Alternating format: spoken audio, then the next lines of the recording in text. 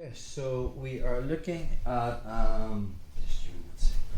this is John Thomas's double sleeve guard system. Again, this is the second system he recommends learning as a beginner. He thinks the easiest open guard to learn is collar and sleeve, which we're going to be doing in the club. The progression then would be double sleeve. There's a wee bit more to that, and then the progression again would be his modern De La Hiva game. Which I am doing in private, so there's vids on that as well for reference. So let's just say we're going to go from closed guard, which most guys have that's been doing jiu-jitsu well, is probably the first guard you learn. Let's just say Matthew makes his grips and now decides to open my guard from standing. From there now you lean back and you start pushing, and then from this position you stuff my leg into headquarters, and now he's ready to get into passing positions. Notice the way when he did that, obviously he had to stand up, but he had to use his hands. One of the positives of double sleeve is these grips are so easy to get. I mean, the minute he makes grips on me, I'm just making grips on him. And now as he starts to stand up, I choose when I open the guard. I don't wait till Matthew prises my legs open. I want to be on the front foot. So I'm opening my guard, and the first thing I'm thinking about is managing the distance between Matthew and me. At the minute he's much too close to me for me to be able to make wedges and structures with my legs. So from here I need to walk back. The difference is from like De La Hiva guard is I don't want to let go of these grips. I want to be able to do this without putting my hands on the mat and physically moving back. So from our position, he calls this leg across body concept. All I'm going to do, and it really depends on if Matthew can have his feet parallel or he can be in a stagger stance, doesn't really matter. From here I'm going to open my legs. I'm going to use the inside of my left knee and put it against the outside of Matthew's right knee. And from there I'm going to use that connection at leg across body to hip escape from being flat on my back to onto my right hip, and I'm bringing my shin to the inside of his other leg, and I can even put my foot on his hip.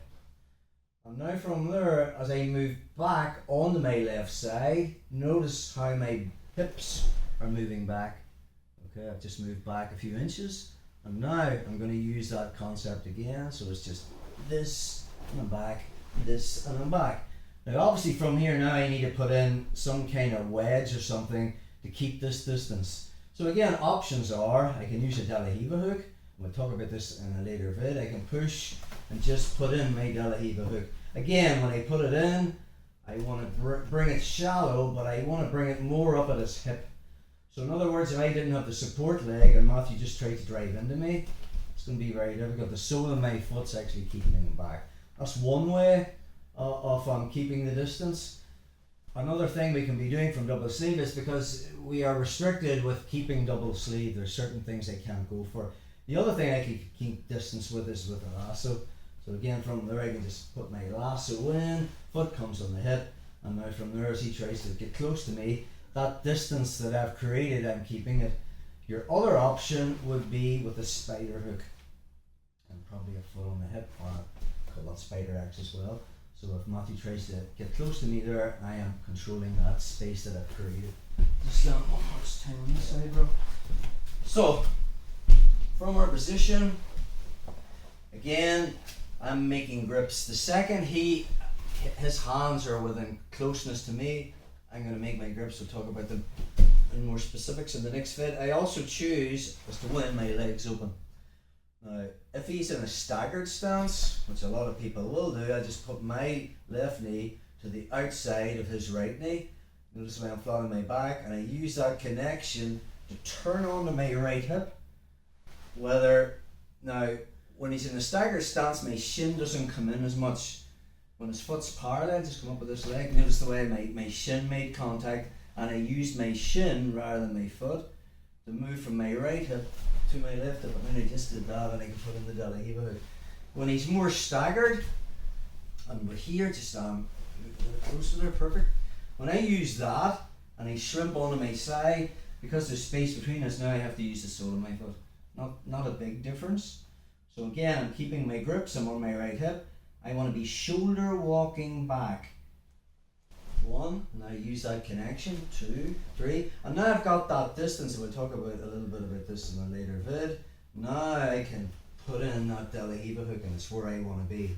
So Matthew tries to drive in towards me, even without the support leg, because a lot of people from this position, if I don't have the De La Riva hook in the right position, he'll stuff this leg, and now he can just step into headquarters, and I can't stop him there. So De La Riva is 1 for maintaining distance. The second one from double sleeve is the lasso, and we'll go into more concepts on that when we get there. If he tries to get close to me from that position, it's going to be difficult. And the third one will be Spider X. Try to get close to me now. And we'll be setting up different sweeps and different strategies from that position, but we want to get there first. So that's the first concept we want to be thinking about, this leg across body and managing the distance between him and me.